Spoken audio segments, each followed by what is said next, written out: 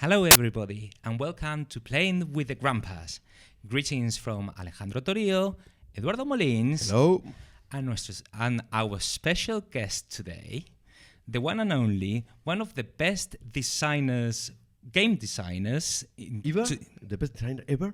in nowadays. The 5 times winner of a Charles S. Roberts Award, Volko Ruhnke. Hello, Volko, and welcome. Hello, Alejandro, Eduardo, thank you so much. Very happy to be here. Thank you for the overly generous words. Very happy to be able to speak with you here in Badajoz, Spain.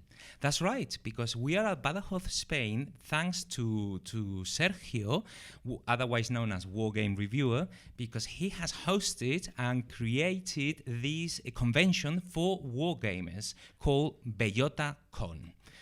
This convention is a yearly convention that runs every January, and nowadays is the bigger convention of wargaming in Spain, sure, and perhaps in Europe. Well, we will see. I don't know, but I mean the numbers today is 100. You've managed to gather 100 wargamers here, and 2 special guests because we have a Volko that we're interviewing.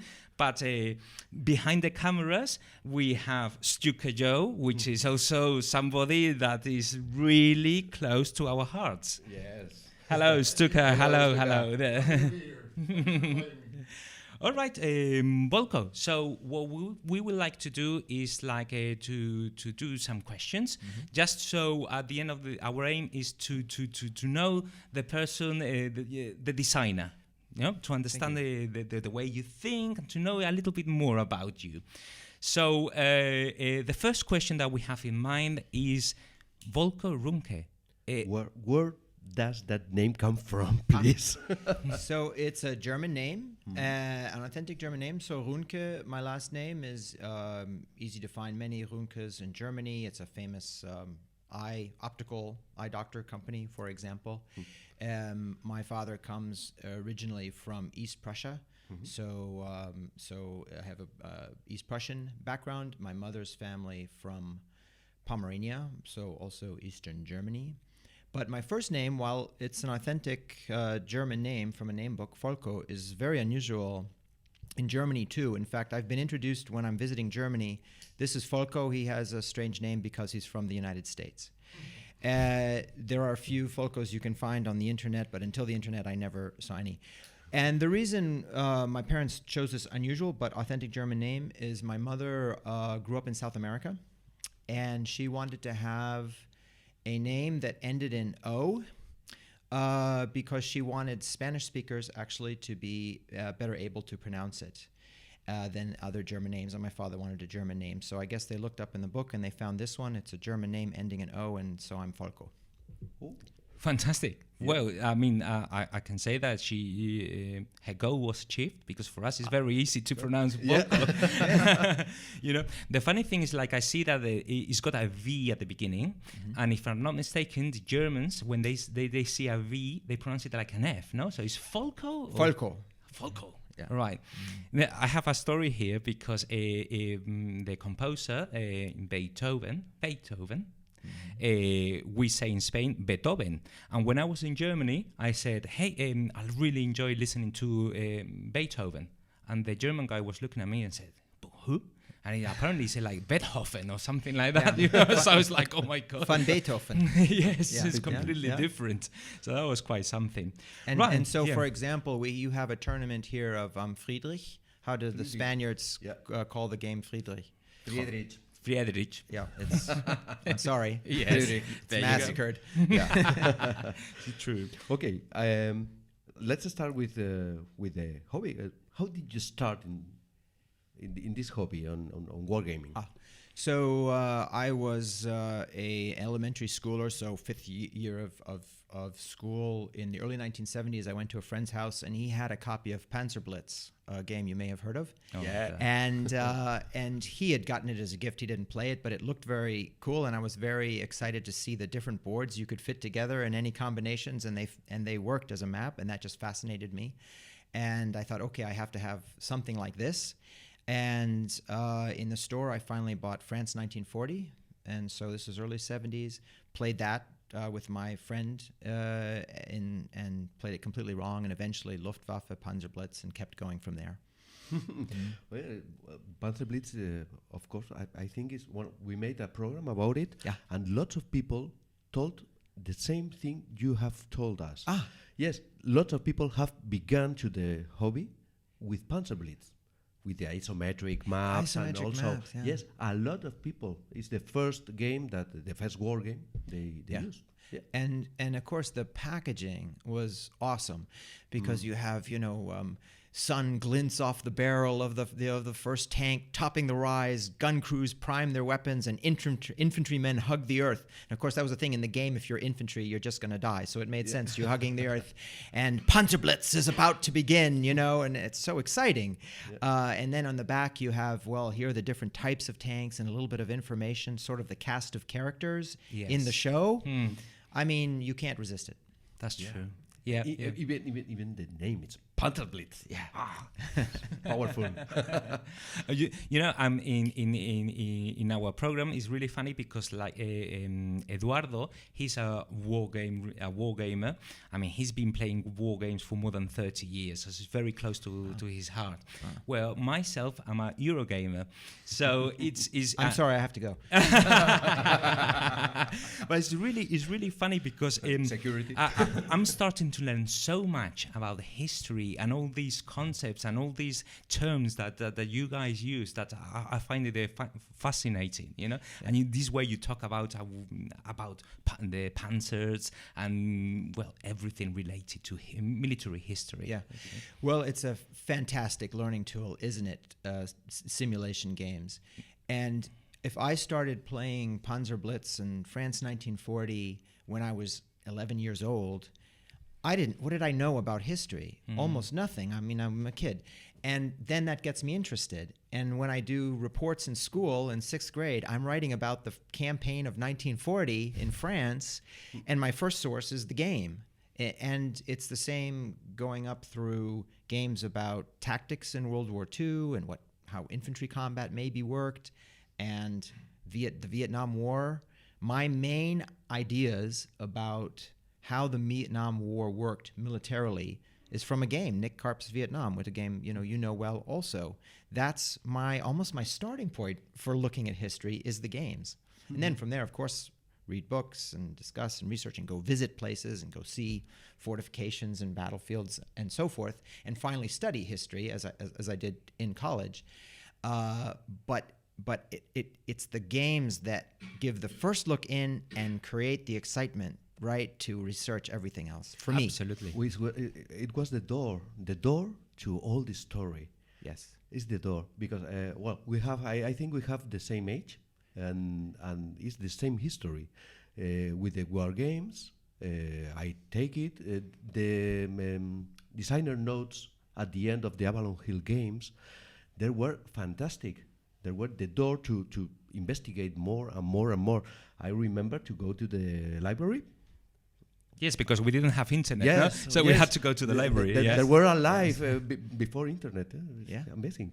That's right. Yeah. So for me, discovering war games has become an epiphany moment, and my next question is really about epiphanies. So, do you have some epiphany moments to share with us? That moment where everything darkened, suddenly there was a light, and you said, "Wow, this has changed my life." Regarding board games and yes, certainly, so many. So, for example, I played a lot of Squad Leader, another game you may have heard of, in the 1970s in high school and then into college in the early 1980s. And to us in those days, we had a historical board gaming society. We wouldn't want to say war games in college, so it was historical simulation society and so forth. And we played Squad Leader. And to us, it was the inherited wisdom. That is to say, these are professionals who make these games. And they do all kinds of research, and they represent these battles for us so that we can, as you say, Eduardo, it's a door to history, and it's authentic, an authentic simulation of military conflict. The time is, September 1942. So I never thought in that time to question anything in a war game. Mm-hmm. And in those days, you didn't have online interaction with designers, and there weren't podcasts and that sort of thing. If you had a question about the game, you wrote it down on a piece of paper, you put it in a self-addressed stamped envelope, you send it into the company, and they might send it back to you with some answers, a month later, and that's it. It was like it's the Talmud, it has to be understood in what it is, and it's correct. So there's a game scenario, there's a volume of Squad Leader, GI Anvil of Victory, came out in the early 80s, and it's part of the U.S. Fighting in Northern Europe in 1944, 45. And it included some scenarios from Market Garden, which is the U.S., the Allied operation into Holland, capturing the bridges. And in there's a scenario that's Nijmegen, and you have to capture the bridge also with paratroops who are coming on the other side, and it's on board 8. There were 2 river boards at that time, board 7 and board 8. I'm sorry for all this detail about the game, but you'll see where this is going in terms of Epiphany. Yeah. Board 7 was sort of low, river with low lying ground, swampy ground, flat. And board 8 had a cliff and a castle. And the bridge comes right across below the castle. And on that castle, the German player could put an 88. And so the British tanks could not get across the bridge until the American paratroopers from the south came to the side and went up onto that cliff, took the castle, and took out the 88. And then the British tanks could roll through. And I went on a trip, a Urel Youth Pass trip in 1983. Oh, yes. Okay. And I did a Market Garden tour of Holland. I want to go see all to Eindhoven and Oosterbeek and so forth. And I said, I can't wait to see the castle on the cliff at Nijmegen. So it's Holland. There's no cliffs. There's no cliffs in Holland, really. There was a castle in Nijmegen, but it's in town. There's the ruin. There's a park there. And when you go to the bridge, it's completely flat and swampy. And I thought, what's going on here? What happened? Because why didn't they use board 7 and not board 8? They had the board. I don't know. Maybe it's more exciting to capture the 88 up in the castle. But for me, it was a moment that said, wait a minute. I may know better some things than this designer did in this game. Maybe I can start changing things. Maybe I should use board 7 when I play that scenario, and it's more realistic and historical. Maybe actually the way this rule is done isn't the best way. And it's from that moment in the early 80s that I started tinkering with my war games. Big change. Whoa. And from tinkering, then it developed to game design then. Yes. Wow, that's an epiphany. Yeah. Absolutely. Sure. You said it. About tinkering, is that the way to say it? Tinkering, yes, making little changes. Yes, I really enjoy talking to Eduardo because in their club they have this game called Statis Pro. Is it basketball Statis Pro? Oh yeah. and these guys they're really not into sports, but they laughed at the time that game. And they in Spain, imagine Madrid in the 90s, beginning of the 90s. Yeah. And making sure they will buy the magazine US Today. Oh, yeah? USA Today. Yes. With all the details and the statistics, so they can tinker the game for the next season. And the yearly almanacs too, because there were strange things like minute ball. Yeah. Don't make 23 points a game. Yeah. No. There is no chance. Yeah. But it make 9 blocks a game. Yes. Where is the almanac? Oh, yes. Oh, yeah, sure. Good. So you were checking that stuff. Yeah. No? Yes. And you were preparing the next season. All the players of all the NBA and making and remaking and let's make the statistic happen. Yes. And modifying all the system and modifying all. And we have, the NBA games, HBA, Hero Basket Association. Hero is the name of our association. Yeah. And thank you to Avalon Hill, the original maker of the game. But we give another some like yours, pero de poco en poco al principio. Yeah, tinkering a little bit, and then you kept going on. Mind you, you didn't become designers, but but you really enjoyed tinkering. Making great changes. Yeah. And so you're expanding on the original product, and that's such an interesting aspect of not just wargaming, but all manual gaming, tabletop gaming, board gaming, is that aspect of participative interaction of the hobby. Right? It's not just consuming and received wisdom. Because we can, with a pencil, make changes to any game to our tastes, right? Yeah. And to reflect what we think will be best. And it just invites you to do that, more so coming forward a couple decades, I think more so than a computer game. I mean, there are so many ways and so many reasons why computer games have not replaced board games. Computers have given us more and better board games and board gamers than ever before. And one of those advantages of the manual games is that invitation. Now, I know you can mod computer programs and so forth, but it's a more specialized activity, and you're more in the hands of the creators and what they show you and what they let you access in the code. But if you get a box of paper and cardboard and wood, you have to operate that system yourself. You have access to everything that's in there, and you can change anything that's in there, and you can expand it. And so that is then driving from a relatively small industry compared to entertainment industries, a tremendous dynamism in creativity, because so many of us can participate in that, and so many of us can have those kinds of epiphanies that say, I've taken this thing and I've made it even better, and other people will like what I've done, and why can't I do that even more? And of course, the answer is you absolutely can. I can only agree. Yeah, yes, that's true. Of course, the computer games are a black box. Yes. You got a result, but you don't know exactly why. And when you have a cardboard and pieces and tables, and you roll a die, you know why it's happening, the outcome of the combat, or you know why. And I think that's the very important question of why we can't no nos conformamos. Oh, wow, how you say that? We don't settle for... Yeah, for computer games. Yes.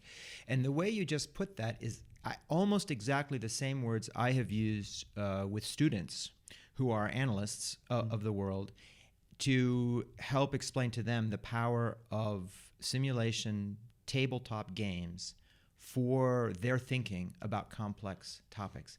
Exactly what you said. And that is, computers have many, many advantages. I mean, they can use a lot of data, fine-grained precision, and run experiments many, many times, much more so than a human-operated paper model.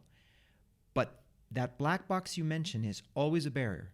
No matter how effective you make the user interface, no matter how much archaeology you go back to look at why did that happen in our complex model, you can't get from studying what the machine has done the kind of understanding for your own mental model of complex interactions that are very, very difficult to explain. It's like if we go back to your door to history. It's really a door to history as in traveling in and participating in that system.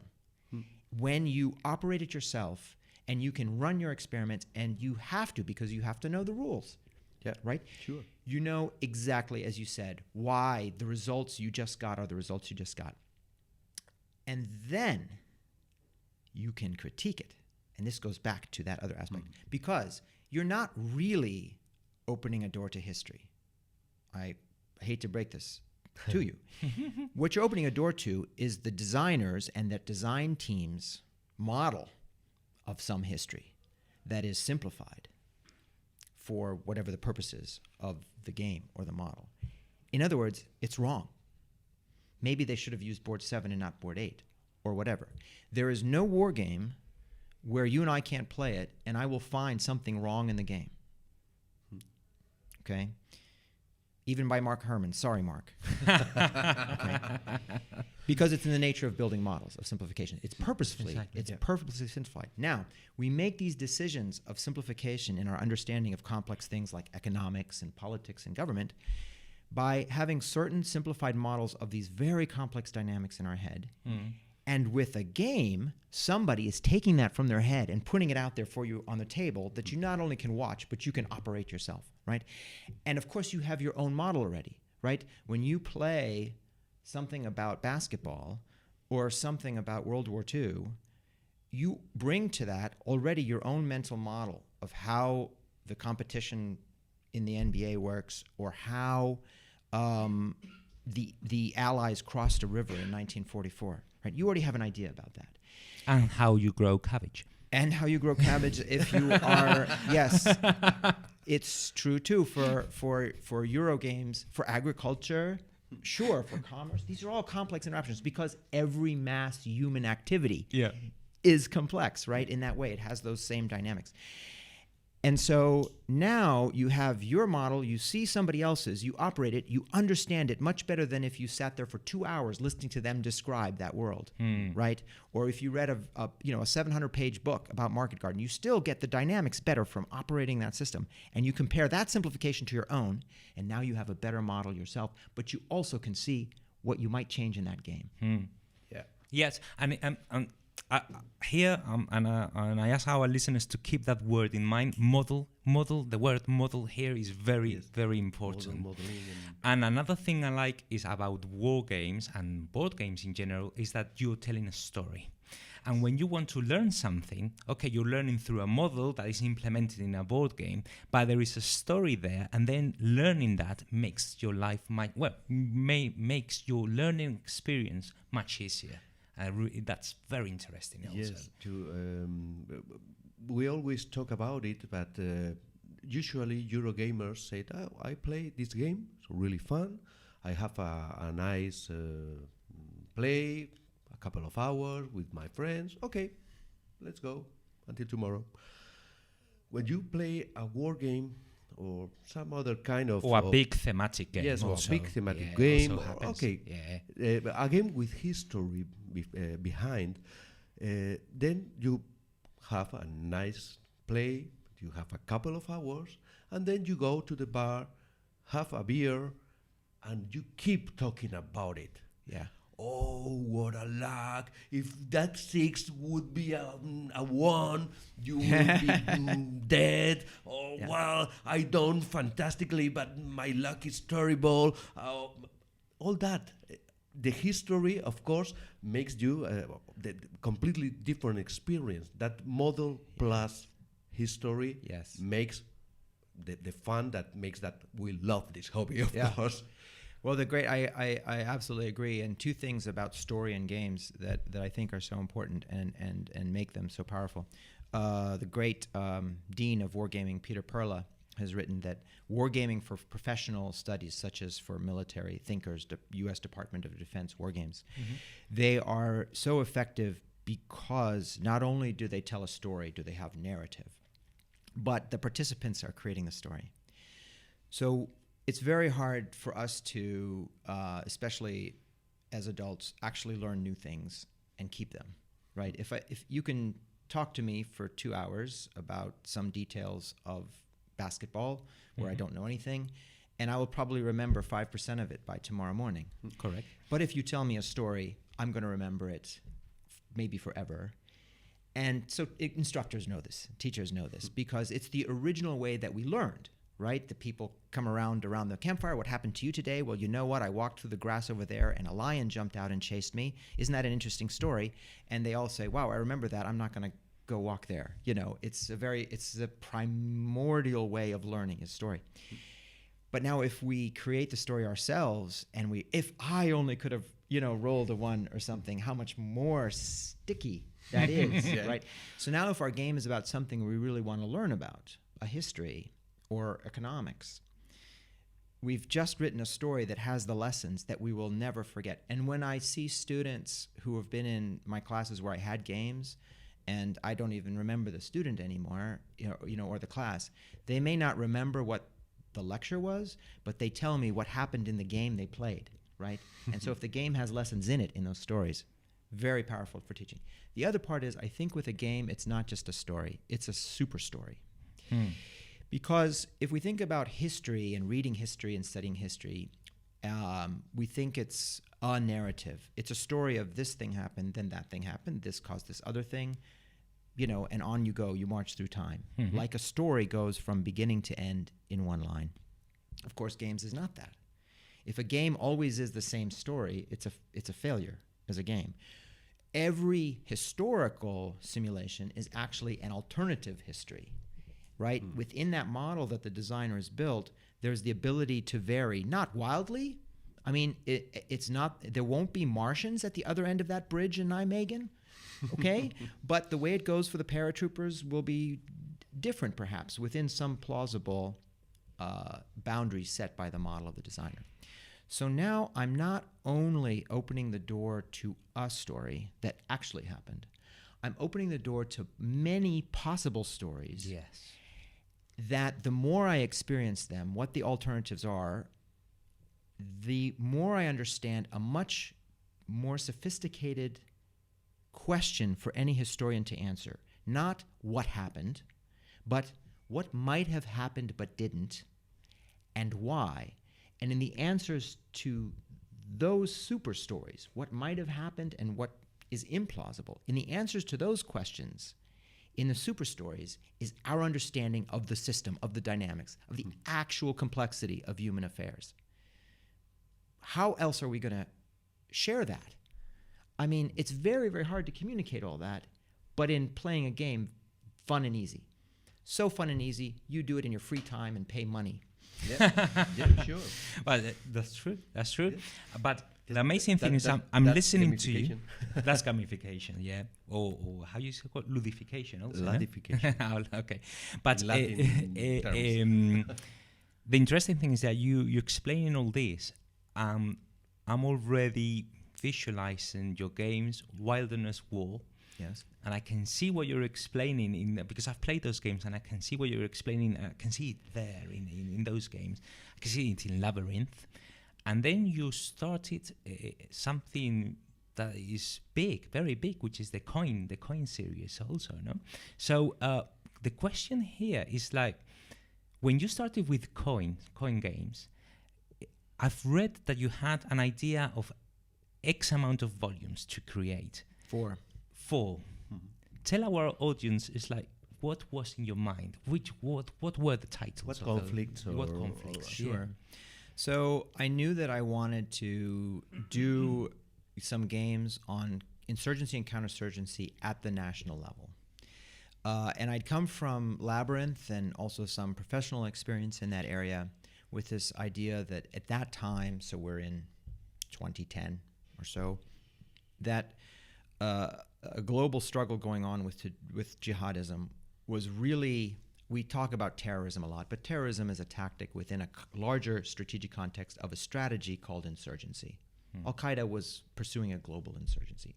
And I was both professionally and in gaming terms very interested in insurgency and counterinsurgency and understanding it. And so I wanted to have games to capture that, because insurgency was so important to our present time, understanding it, so important to history. So many wars are internal wars, principally, rather than two-sided national wars. And yet, if we looked at the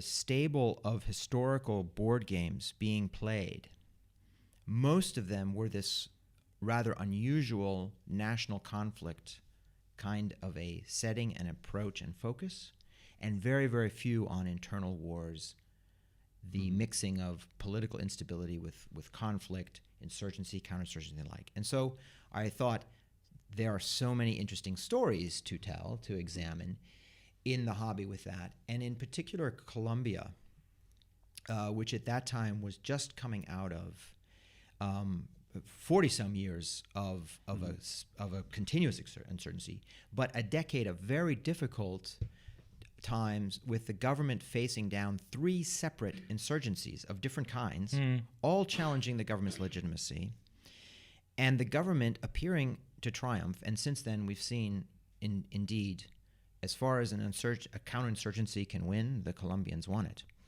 And how did they do that? That was really interesting. And as I looked into that story, it was very interesting because all of these different players in Colombia, who all had different visions for what the future country was, they're all interacting with each other. And they're all also making deals, by the way, not only fighting. And I thought, wow, how can I represent that in a game? So the first volume of an insurgency and counterinsurgency, so counterinsurgency coin series, was going to be Colombia. But Colombia was a case study. And so I said, I think I have many such insurgencies. How can I decide? Maybe if I can make this game, which became Andean Abyss, and people like it, then GMT will let me do some more volumes. Mm-hmm. And so I thought, let's do one in Latin America, one in Africa, one in Southeast Asia, and one in the Middle East. Mm-hmm. So the original plan was Colombia, Angola, Philippines, and Iraq. Well, right, Iraq, 2003 to 2010, something like that. And so what happened to that plan, however, is even before Andean Abyss was published, just from the play testers, goes back to the magic in our hobby of this ability of all of us as participants to tinker and expand and build on what we're doing. Because we absolutely understand the machine we're operating. It's not a black box. And we absolutely then think, how does this relate to other things I know? And so one of our play testers on my games, his name is Jeff Grossman, said, your game about Colombia, I can see it applying very well to the story of the Cuban Revolution. Mm-hmm. And you should do that. And I said, that's great, Jeff, you do it. And he did. And he did. And we worked together. And so we had Cuba Libre, which, I had never envisioned. And it went from there.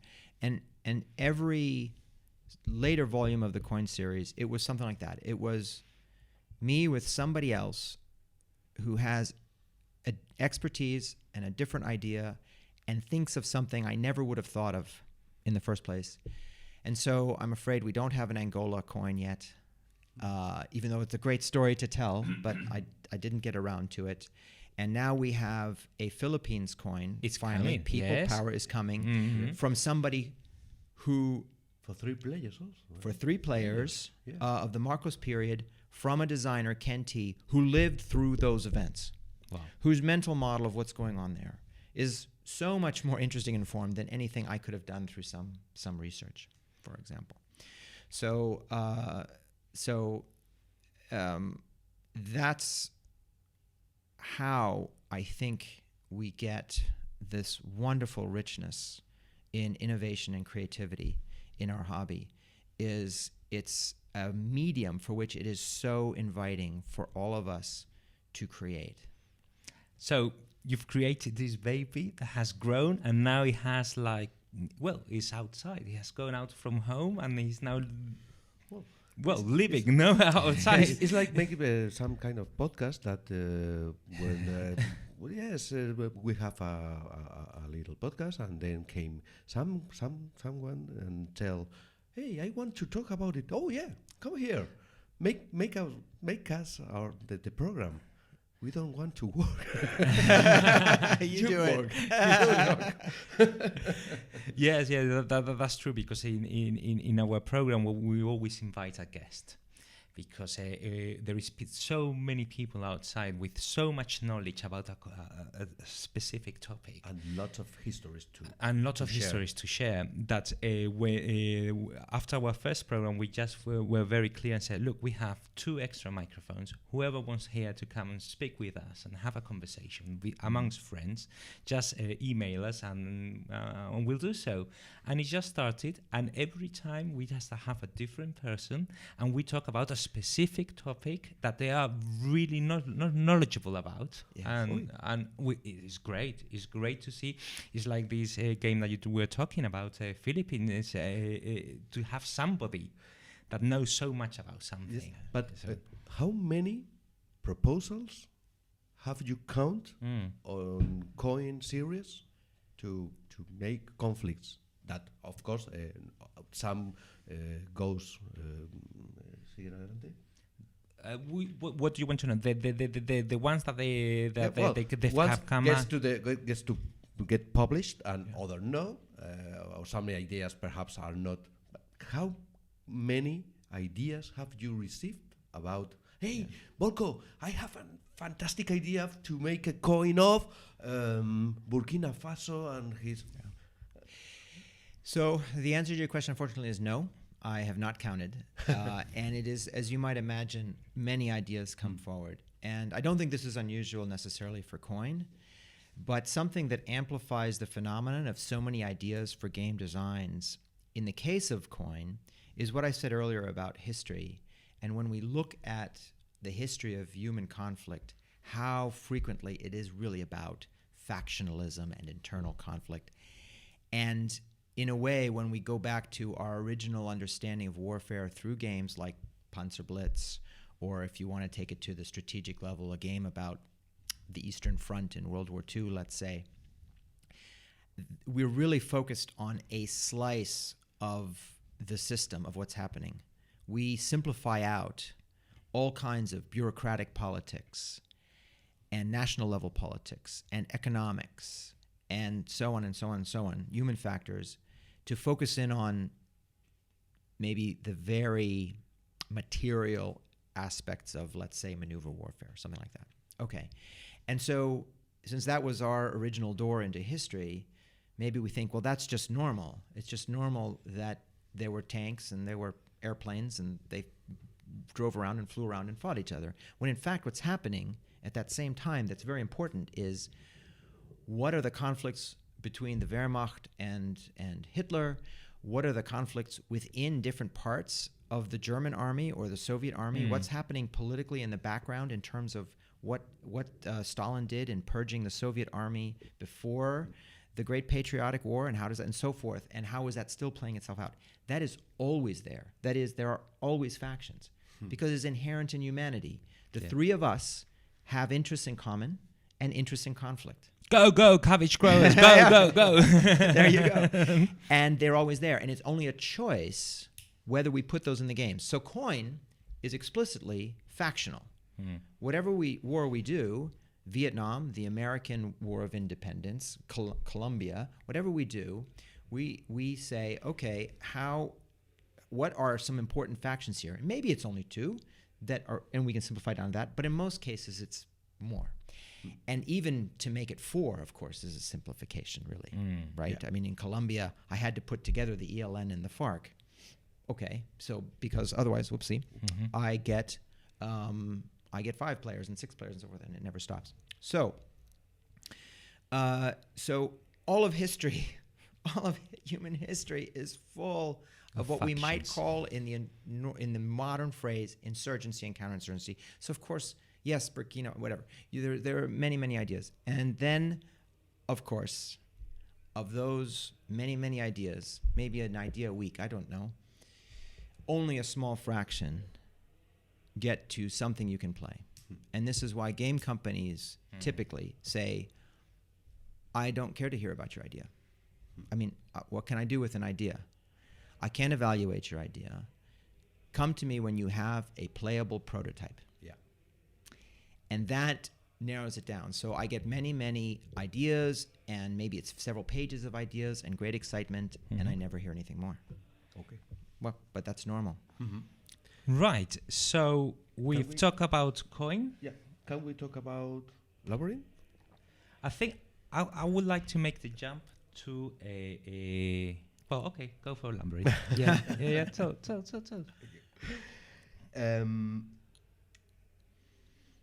What's your opinion? We think it's going to happen. The future implementation on digital Labyrinth. Oh yes. Are we going to convert Labyrinth in that black box? Yes. It's a very interesting thing. The conversion, the port, as we might say, right? The conversion of a board game to a computer version, as I understand it. And I'm going to tell you, I am absolutely a board gamer. I really do not know computer games and do not know that world well. However, my understanding of a board game port to electronic media done well is, if you love the board game, you are playing the board game in this other medium, on this other platform. And then the only thing then, if that's true, that is added that might be a black box is, how do we take advantage of the computation to produce a more effective artificial intelligence robot player for you to go against? Because of course the computer can execute a much more sophisticated algorithm to try to beat you than I can put on a single piece of paper on a flow chart that you have to be able to understand and operate and still have it not be so painful that it's not fun anymore, right? Which is limited, right? It's getting better, and we're getting more with card decks to be bots. Some great work is being done. But in the end, there's where a computer can shine, and therefore, if we use the computer to its fullest for AI, for a board game that's an electronic platform, there must be some black box effect. You know, you won't know exactly what that algorithm is. You only know that it just made a move that is challenging you. So there's that. But of course, that's acceptable for the gain is tremendous. And I'm very excited about Labyrinth and Playdeck, because Playdeck, and I've met with the team there, and they really know what they're doing, and they absolutely make a deep study of the board game design, not only to code it, but just to evaluate which of many GMT games, they have a partnership with GMT Games now at Playdeck, which of the many GMT games they're going to work on next. And out of those, after Twilight Struggle, and that success for Playdeck and GMT, they chose Labyrinth. So I'm very excited and actually impatient to see how that will be. I've played an early pre-beta version, and I think I'm very optimistic. For me, it's a great news. I find it. I struggle with the rules normally. I find it difficult to spend, like you guys, war game these players to play to go through the rules. I haven't got the ability, but when I know there will be a digital port for it, I think it will be a great tool for me. I'm really looking for it. So to learn the game. Nevertheless, you mean the board game then? Yes, and go back and play it manually. That's right. Absolutely. Because I found that with some games, if you only played digitally with a digital port, you are missing things. I don't know why, but you miss something global, an overview, something is happening there that is not setting in your mind. So when you start playing it and touching the stuff and moving it around, suddenly it clicks in your mind. Yeah, because there's tactile learning. Yeah. And actually touching and moving things helps us understand and remember. And of course, you can have a game board spread out on a table and have a much larger field of vision than most screens can produce. Especially an Android screen or something like that. So there is that. And it's interesting you say that, because what it makes me think of is something that Gene Billingsley at GMT Games told me, was Twilight Struggle, as you know, is their best-selling board game by far. And so for GMT, which is a small company, phenomenal sales of Twilight Struggle. And every time they do another printing and it sells out, they're surprised because they think there must be an end to the market. And when Playdeck came out with this port of Twilight Struggle, and now you can easily go play the same game, without having to worry you're getting the rules wrong or anything like that. It implements everything. What happened to sales of the paper game? Went up. It proves my theory, because I've discussed this many times with Eduardo. Many times we've discussed this. In Spain, there are some publishers that don't want to have on digital, for example, on basal modules or so on, of their games, because if a person takes the basal module, it won't buy my game, and that's not true. It's just you said. Yes. the more you play it, the more you want to have it on your hands. Yes. So if it's good. And so, of course, they track their customer base, GMT Games, and they know from that data for a fact that a dominant trend is people who never bought a GMT game, or never bought a game from GMT anyway, play the Playdeck Twilight Struggle, and then start buying and playing GMT board games after. Very happy news. Yeah. And let me tell you that Playdeck did a fantastic job. That port is amazing. To put that in a port is just fantastic. So congratulations to the guys. Yeah. Yes. And another question about Labyrinth. Some people likes more Labyrinth system rather than coin system. Well, we have found people, no? Yes. I met one today here at Bellota. That child is, well, I think it's a very beautiful picture of you signing the Labyrinth game. But is Labyrinth suitable to cover other conflicts rather than jihadism, or is specifically made for it? You know, I think we may see that with a new expansion that's coming. Yeah. So Labyrinth, my approach with Labyrinth was a commission. This was Gene's idea, and asked me to do a game on that topic because he knew I knew something about it professionally. And my approach to it was, well, we have, in that day, 2009 was when I designed it, a sort of a global ideological struggle that maybe is replacing the Cold War. And so what game do I turn to as a basis? Of course, Twilight Struggle. And so my first question was, if we use the Twilight Struggle mechanics to represent the war on terrorism and the struggle with global jihadism, how would that work? And then from there, of course, I have to change many, many, many things to make it apply. And you end up with a different enough game that I think Labyrinth stands on its own. In fact, I think it may be for many people, there's not even any similarity that they can really detect. There are certainly in there. So now Trevor Bender, a talented designer, took Labyrinth and updated it to Labyrinth: The Awakening, an expansion. Yes, I know. And I think he did a very good job. And in that expansion, he included civil wars, internal struggles, revolutions, in a much more vivid way than the mention here and there in Labyrinth of that, because it was a part of the continuing story that, of course, I had not foreseen in 2009. And so is Labyrinth Awakening, he didn't really change the base game, but it now has on it something that is new and different. And he's now doing another expansion to take us close to the present day when, and Trevor knows this, when really global jihadism is not really a driving ideological force that's reshaping international relations the way it still was in 2009.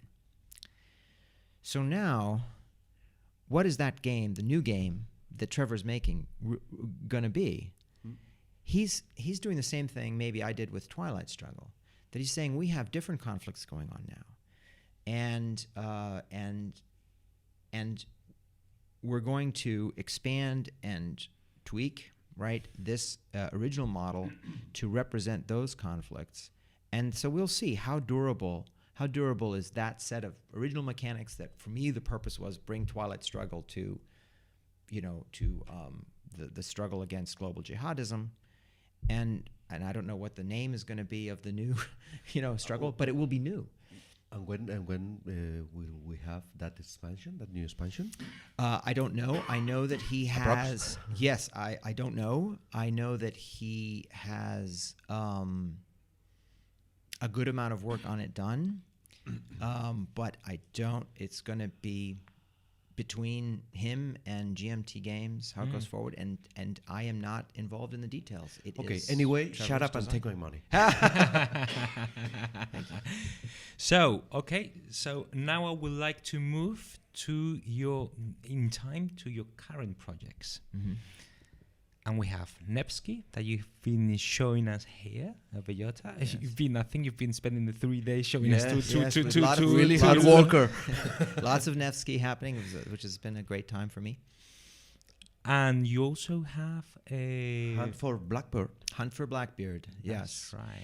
right. Yes, and so here Nevsky will be like Andean Abyss was, I hope, volume 1 of a series. By the way, I have 4 volumes planned. Whoa. We'll see what happens, but Nevsky will be the first one, and it's a Levian campaign series to cover operational military affairs in medieval times. You know that that's really close to our hearts here in Spain. Yes, and a it's topic. not actually a coincidence that I am here in Spain, because this is, in addition to BellotaCon, is also a research trip for me for one of the volumes of that series, because one of the settings will be the Reconquista, if I have my way. And if I have my way is if people like Nevsky and, enjoy the game, play the game, buy the game, then GMT will let me do more, and one of them will be, I believe, set in Spain. So that's Levian campaign series. A more wargamey setting and system than Coin. It really, in a way, if you think about operational military and my designs, the last one was my first one, Wilderness War. Yeah. Which is really about, it's not really about the diplomacy of nations or factional struggle. There are asymmetries in it. But Wilderness War is really about how did these two military forces, who were diverse in their tactics and their components, but these two military forces navigate this environment in North America and in the wilderness. How did they move their troops and supply their troops and fight their battles? And much less on what is the nature of the battle itself. So operational level between tactical and strategic. And the Living Campaign series, I'm attempting to bring the same look at that level of activity for medieval warfare. We have many, many games on individual medieval battles and knights charging and all that sort of thing. And we have many games on the interactions at the strategic level. A favorite game of mine from 1980, I believe, is Empires of the Middle Ages, which was a strategic, economic, political, cultural look at all of Europe in the Middle Ages. Wonderful design from Jim Dunnigan, I believe. But in between that is very interesting military art of how medieval armies were formed, levied, and provisioned, and maneuvered against each other, including battles and sieges and the like. So that's what I'm trying to. That's the A medieval OCS, perhaps. A medieval OCS. OCS. Yes, it's funny you say that, because right near Nevsky was an OCS. Yeah. I think Smolensk. Yes, it's not with. And we were talking about this. These are both operational. They're both very intense in terms of supplying the armies, and they're very close in the settings. And in fact, so one table and the other table had sort of the same situation, but 700 years apart exactly. Yeah, I'm almost. very proud, because in the last 2 years, I've made Alejandro understand the concept of strategic, operational, and tactical. Yes. Well, I think that 2 years of work have rendered. Yes, It's paid off now. I passed my paid first it off. exam. Yeah. And the other game, thank you for mentioning Hunt for Blackbeard, is then very different. Hunt for Blackbeard is really not a war game. There's some fighting, but it's a game about pirate hunting, and set in North Carolina in 1718. And in Hunt for Blackbeard, I'm really trying to show players the system of manhunting. Manhunting the way maybe the U.S. Marshals Service would do today, or Interpol, or the FBI, or whoever. And in this case, I'm applying it to manhunting in the early 18th century, in the golden age of piracy. And it's an area of my country that's dear to me. I vacation there a lot. I live nearby. And as I looked at the story of Blackbeard and how he came to his demise that year in 1718, it's tied very closely to my own college education in Williamsburg, the colonial capital of Virginia, just to the north, because it was the governor of Virginia, Governor Spotswood, who, together with the Royal Navy, sent an expedition with questionable legality across the frontier into North Carolina to go hunt down the pirate. And so it was a story that was interwoven with my own background and interest in modern times. And in addition to being different because it's not a war game, this simulation is designed to be playable in 30 to 45 minutes. Oh, that's for me. Yeah. So there are 4 turns. The Blackbeard is trying to live his life as a pirate and commit acts of piracy, perhaps, in North Carolina, not realizing exactly who and what is hunting him. And the Virginians in the Navy, that player, the hunters, the pirate hunters, have 4 turns to discover where he might be, what he is up to, assemble a small force, a small fleet of 2 commandeered merchant sloops, and go into hostile territory and find him and stop him.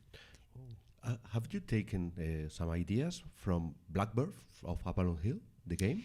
I have not played, actually, I have not played Blackbeard. No? I have looked at it, and I see the history, but of course Blackbeard has an entirely different scope. Yeah, sure. Right? No, Sure, yes, but absolutely.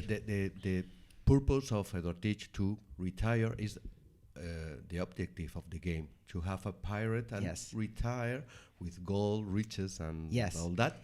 That's the And in the heart of that is the essence of manhunting that is in the game, and that is a pirate is not just a pirate to be a pirate. A pirate is a human being. A pirate wants something. Wants What to does a live well. pirate want? Maybe it's to live well. Maybe it's to be famous, to be immortal. Maybe it's to maintain the loyalty of his crew because he wants his crew around him for his own security, and to do that he has to be a pirate to reward them. And within that, what are the details? To live well, how? By having a party on the beach? By having a wife in town? By drinking rum? What? Well, it depends. And so if you're the hunter, the first question you ask about your target, your prey, is not, where is this person? It's, what do they want?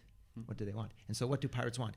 And so when I read the story of Blackbeard, all of these elements of all those interactions that also appear correctly then in the Blackbeard game, in that Blackbeard game, are there in the story of the hunt for Blackbeard that played out down in North Carolina. And that's what you do in the game. So Blackbeard as a player, you have some choices about what you want to do. I think you have been studying the history of Edward Teach. So it's real. It's true that the governor of of North Carolina were some kind of slightly corrupt. Yes. Yes, I understand. Yeah. And the answer to your question depends on who you ask and where you live, perhaps. Governor Eden was offering royal pardons, as was absolutely legitimate, because at that time the crown of England was offering pardons to pirates to become former pirates and perhaps even pirate hunters themselves. And one of the things that Blackbeard did in North Carolina was to obtain such a pardon from the governor, from Governor Eden, and then return to piracy. So that alone is not unusual. But there's plenty of reason for suspicion that Governor Eden was more tolerant of Blackbeard's piracy out of North Carolina than we might accept as necessary. And indeed, when Blackbeard went back to the governor and declared a ship that he had actually taken criminally as an act of piracy, he had found derelict and was salvaging by the laws of the sea, was truly that. Governor Teach heard the case and approved it and made it a legal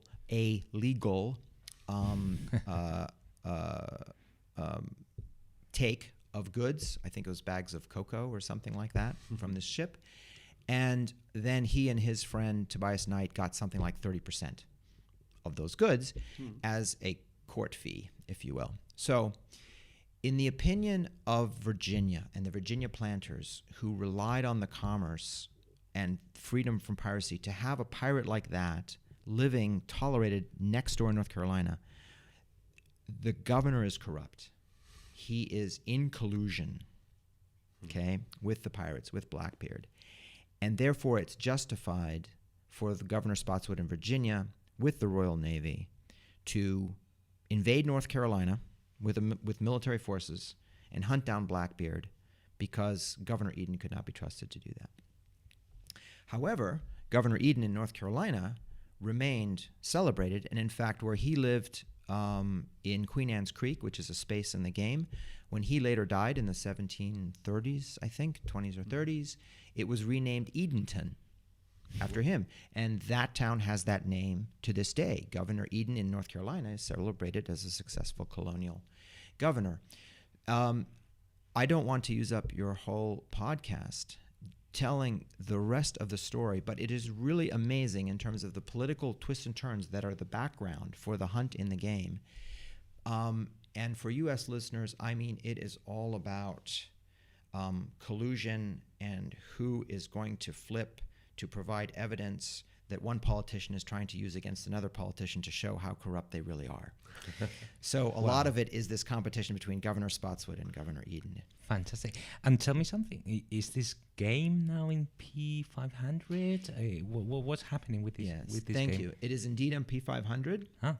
Hunt for Blackbeard. And this goes back to something that you mentioned earlier, and that is, if we offer an electronic version of a game, doesn't mean nobody will play the board game or buy the board game.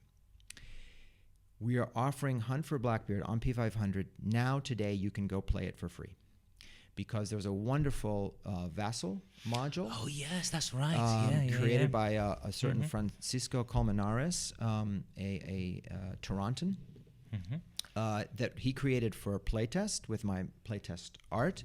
But it works very, very well. You can download it from the P500 page. The rule book is there. The charts are there. I mean, it's still in draft, but it's I think, in very good condition. And you can try it out and play it. Yes, and once again, shut up and take my money. Yes, and in this case, it's free. So there's no money. It's free. And why does GMT do that? Because we did the same thing successfully with Andean Abyss. Because so my history going back with Gene Billingsley, I did Wilderness War, which I pitched to them. I've never published a design. This is the year 2000. I've done this design on the French and Indian War. It's in the card-driven game system that you are promoting. And I think it has replay value, and I think it's fun. And GMT said, we don't care whether you think it's fun. We care if somebody else thinks it's fun. So I found a friend of mine, Rob Winslow, to tell GMT, this game by Volko is fun. And GMT said, oh, really? Is it fun enough for you to be the developer? And he said, yes. And then said, okay, sure. And that went on P500. And Wilderness War did okay. Then Gene said, I want you to design a game about jihadism. That's Labyrinth. And I said, okay, Gene, it's not my favorite topic, but I know something about it. Sure, I'll do a game. And I did Labyrinth. And then when Labyrinth did okay, then it was my turn to come back to Gene and say, Gene, I want to do a game about Colombia. And he said, Colombia, why? Do you have to? Well, it'll be a series. Well, okay. And so that was Andean Abyss. But of course, GMT's customers, why would they want to play a game about Colombia? Who would counterinsurgency? Who cares, right? So to get the coin series going, we took the Vassal module from Joel Toppin, the rules, we put it all on the P500 site and say, you can play Andean Abyss today. Try it out. And it helped, didn't hurt sales. And the coin series became a reality. So now we have the same offer with Hunt for Blackbeard. Well, I'm playing it. I mean, I'll tell you that. So that's it.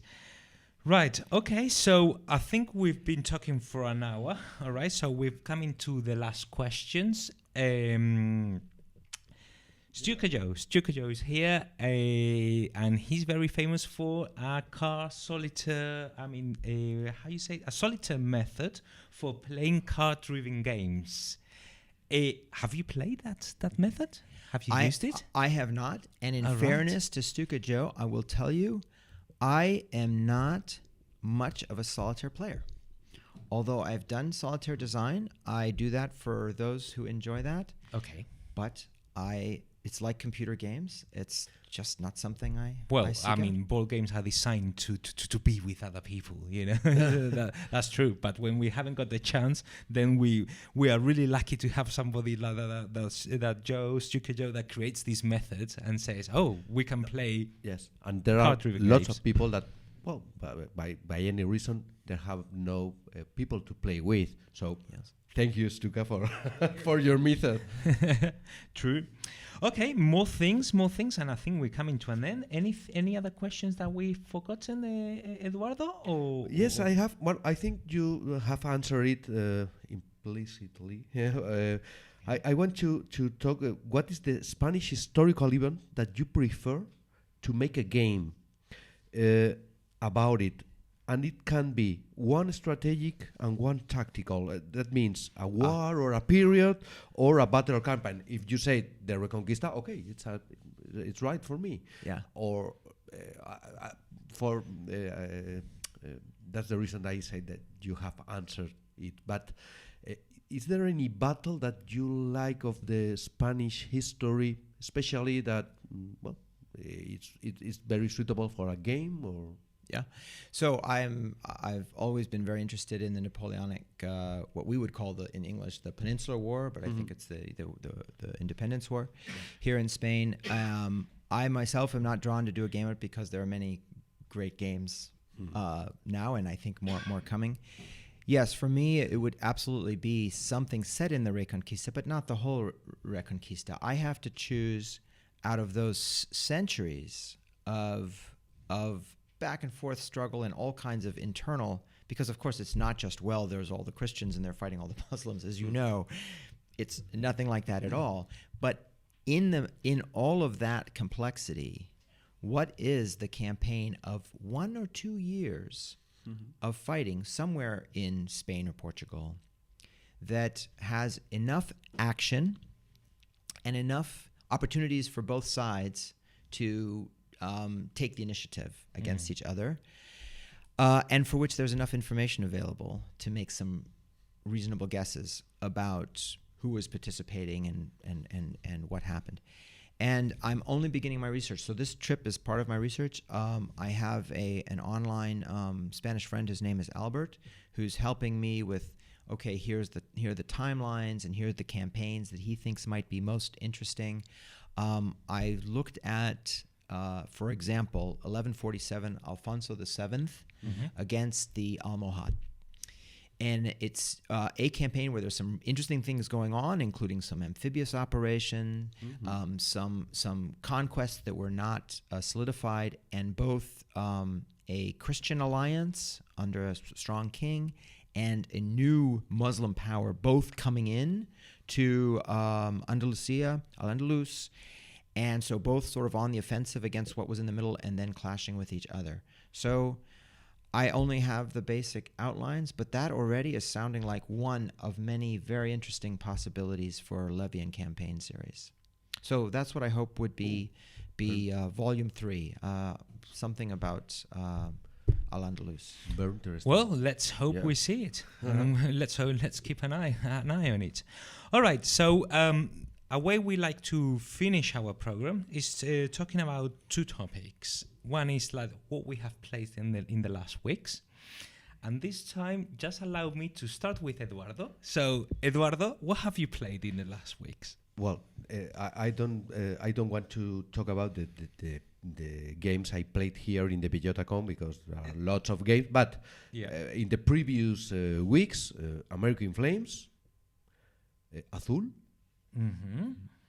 Circle of Wagons, that is published here. It's a filler of 18 cards that have been recently published in Spanish, and Space Corps of GMT. That's my last games. Right. Okay. America in Flames. That sounds like something. Yes, it's a War in Flames. It's War in Flames, but oh my God. Yes, it's a what if, an hypothetical. Well, you know, completely outside my scope. I myself have played Cosmology. I think it's called Cosmogenesis. Cosmogenesis. It's just a game so I can play with my kid that it tries to simulate how the stars are created and the system is created. So that way I can bring different terms and show him to say, oh, well, when you have a meteorito, I don't know how you say that in English, meteorite? Asteroid. Yeah, when you have an asteroid crashing into this something, then it creates something else. It's very Europe, but it's got a story behind, so I love it because I really enjoy giving the chance to show him something so he can learn something different. So that, as a father, that for me is a goal.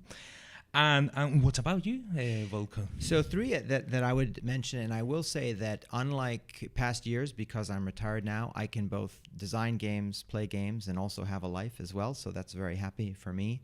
I've been playing quite a bit. But 3 I want to mention, Silver Bayonet, which is operational level, Vietnam War, and is fantastic for, like the victory games, Vietnam game at the national level, at the operational level, requiring a lot of learning, not of the game rules, but of tactics and methods and how do I achieve my mission. It's really a fantastic journey in understanding how to fight that kind of warfare. And very interesting to me now, since I'm focused on the operational level of warfare for Levian campaign. Similarly, Crusader Rex, a block game by Jerry Taylor, which is about the Crusades, and I've played many times I play regularly with my brother-in-law and my son and so forth, and is my favorite of all the block games, and is of the block games set in the Middle Ages and Renaissance by Jerry Taylor, the most operational with the most details about sieges and wintering and the light. And so it's wonderful to see how did he elegantly capture operational level medieval warfare. And then finally, War of the Ring, which we have a tradition that I enforce in my family, that I play that with my 2 boys and most recently brother-in-law every Christmas.